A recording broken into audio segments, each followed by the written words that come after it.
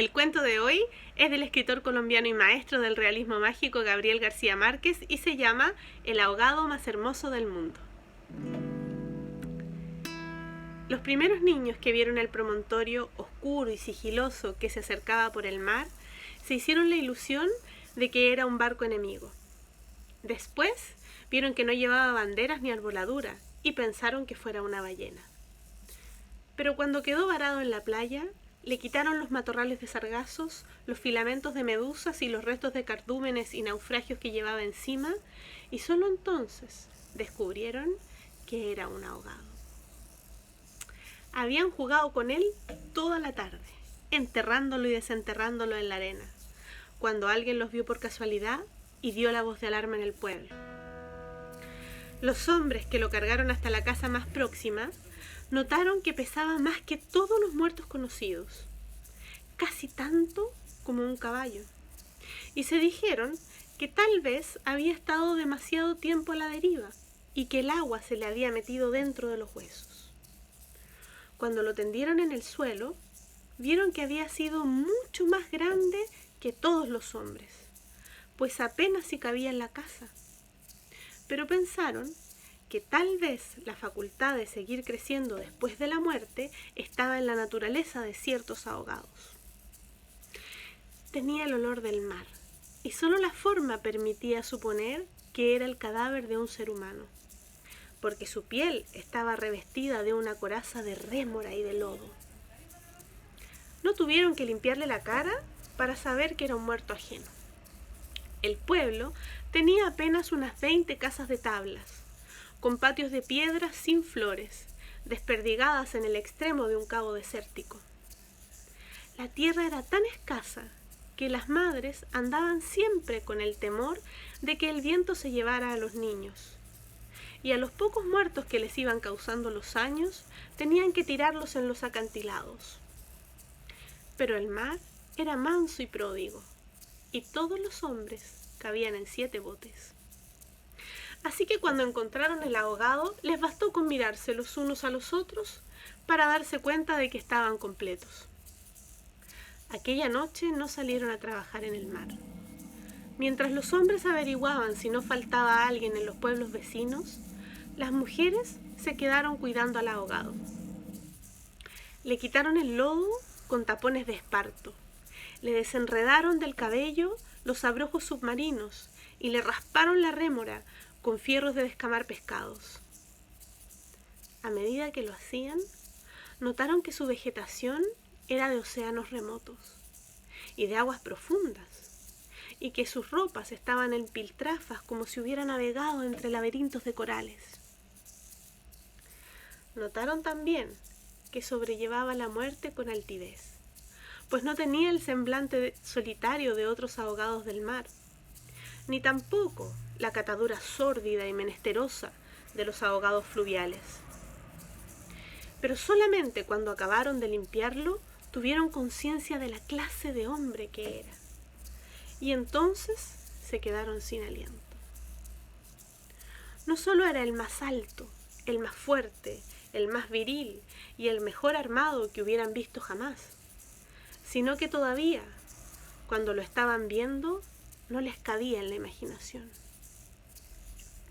No encontraron en el pueblo una cama bastante grande para tenderlo, ni una mesa bastante sólida para velarlo. No le vinieron los pantalones de fiesta de los hombres más altos, ni las camisas dominicales de los más corpulentos, ni los zapatos del mejor plantado. Fascinadas por su desproporción y su hermosura, las mujeres decidieron entonces hacerle unos pantalones con un buen pedazo de vela cangreja y una camisa de bramante de novia para que pudiera continuar su muerte con dignidad. Mientras cosían, sentadas en círculo contemplando el cadáver, entre puntada y puntada, les parecía que el viento no había sido nunca tan tenaz, ni el Caribe había estado nunca tan ansioso como aquella noche, y suponían que esos cambios tenían algo que ver con el muerto. Pensaban que si aquel hombre magnífico hubiera vivido en el pueblo, Su casa habría tenido las puertas más anchas, el techo más alto y el piso más firme, y el bastidor de su cama habría sido de cuadernas maestras con pernos de hierro, y su mujer habría sido la más feliz. Pensaban que habría tenido tanta autoridad que hubiera sacado los peces del mar con solo llamarlos por sus nombres, y habría puesto tanto empeño en el trabajo que hubiera hecho brotar manantiales de entre las piedras más áridas y hubiera podido sembrar flores en los acantilados. Lo compararon en secreto con sus propios hombres, pensando que no serían capaces de hacer en toda una vida lo que aquel era capaz de hacer en una noche. Y terminaron por repudiarlos en el fondo de sus corazones como los seres más escuálidos y mezquinos de la tierra. Andaban extraviadas por esos dédalos de fantasía, cuando la más vieja de las mujeres, que por ser la más vieja había contemplado al ahogado con menos pasión que compasión, suspiró. Tiene cara de llamarse Esteban. Era verdad. A la mayoría le bastó con mirarlo otra vez para comprender que no podía tener otro nombre.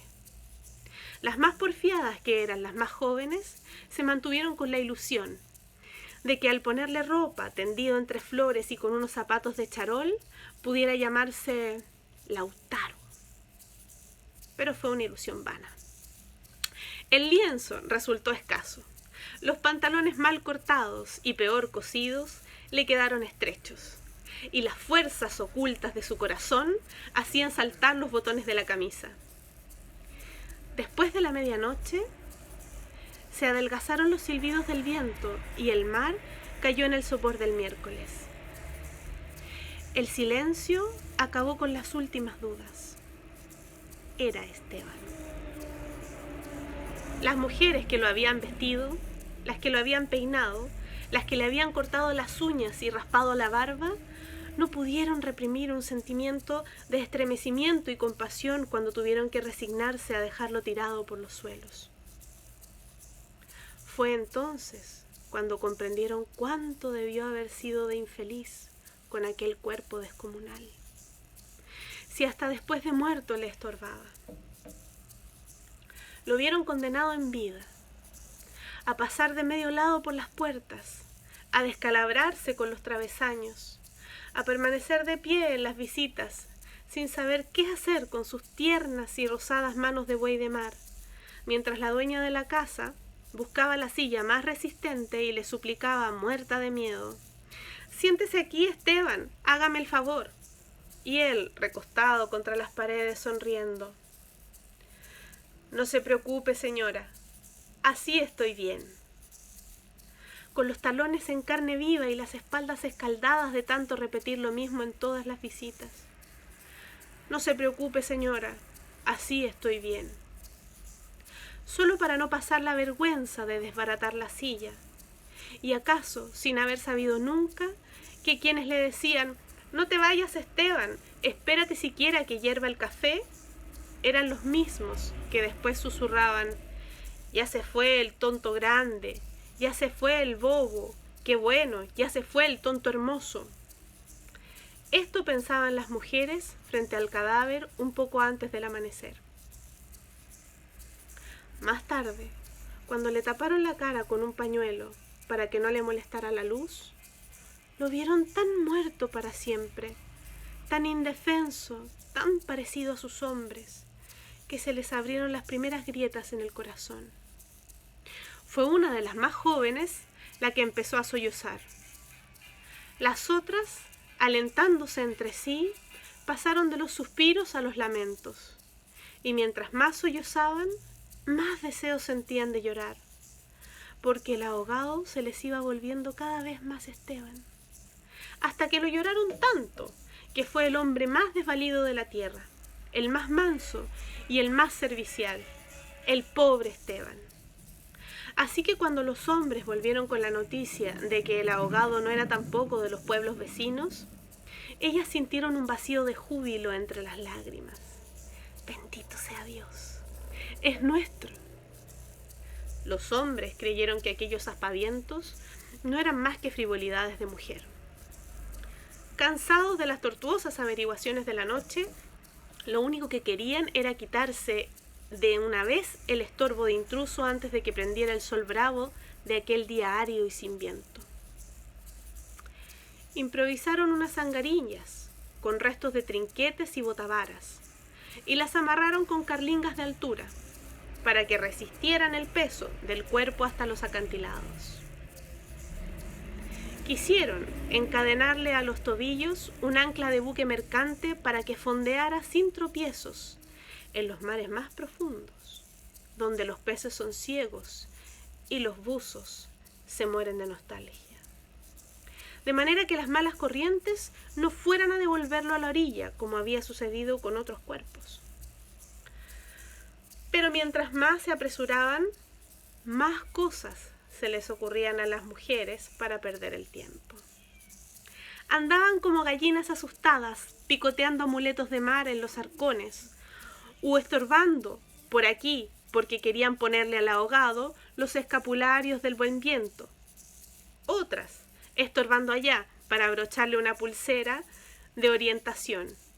Y al cabo de tanto, quítate de ahí, mujer, ponte donde no estorbes, mira que casi me haces caer sobre el difunto. A los hombres se les subieron al hígado las suspicacias y empezaron a rezongar que con qué objeto tanta ferretería de altar mayor para un forastero, si por muchos estoperoles y calderetas que llevara encima, se lo iban a masticar los tiburones. Pero ellas seguían tipotando sus reliquias de pacotilla, llevando, trayendo, tropezando, mientras se les iba en suspiros lo que no se les iba en lágrimas.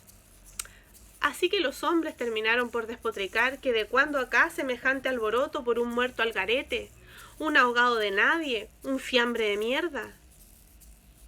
Una de las mujeres, mortificada por tanta indolencia, le quitó entonces al cadáver el pañuelo de la cara. Y también los hombres se quedaron sin aliento. Era Esteban. No hubo que repetirlo para que lo reconocieran.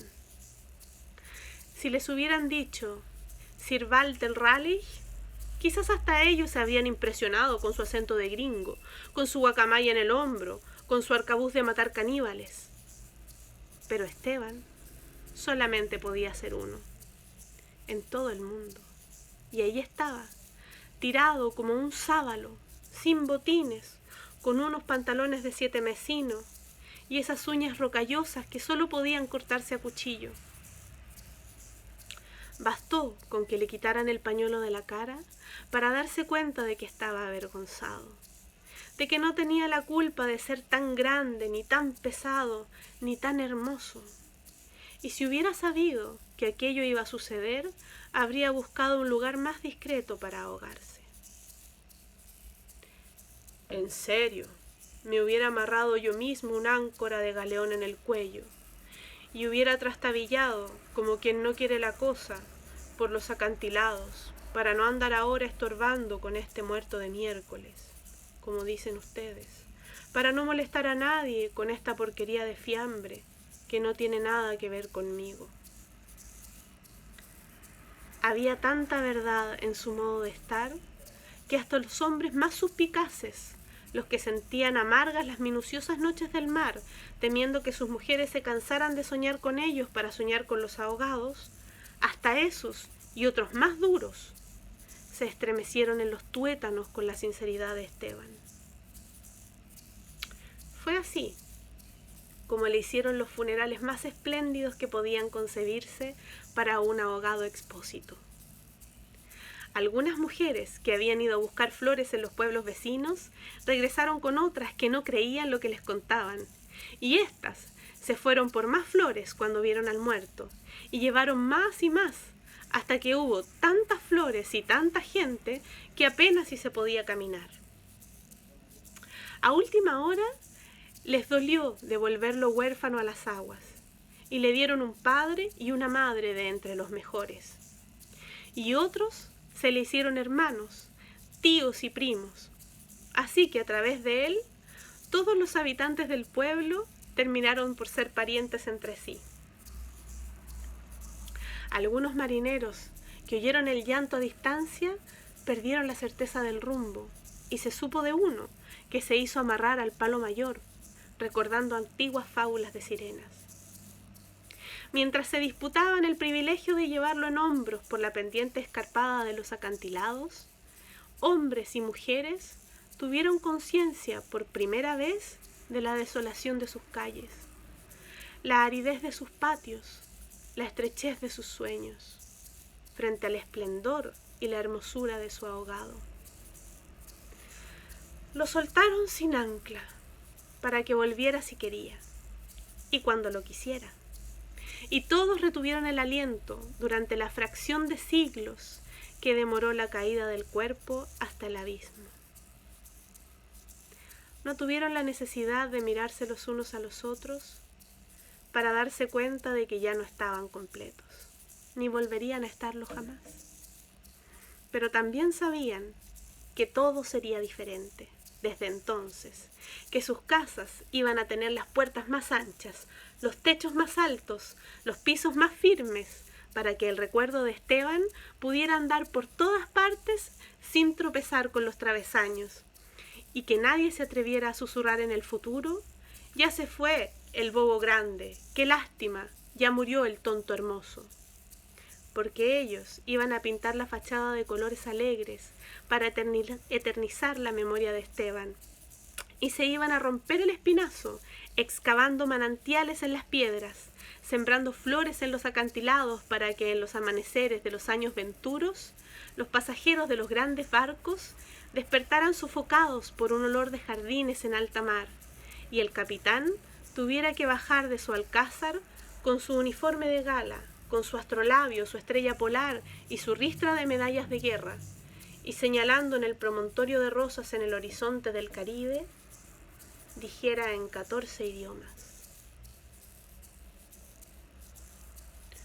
miren allá, donde el viento es ahora tan manso que se queda a dormir bajo las camas, allá, donde el sol brilla tanto que no saben hacia dónde mirar los girasoles, sí, allá es el pueblo de Esteban.